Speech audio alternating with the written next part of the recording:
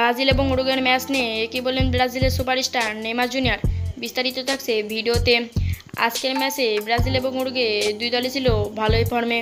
প্রথমার্ধে 17 বছরের প্লেয়ার অ্যান্ডিক দারুণ একটি সুযোগ পেয়েছিল, কিন্তু গোলটি মিস করে বসে অ্যান্ডিক।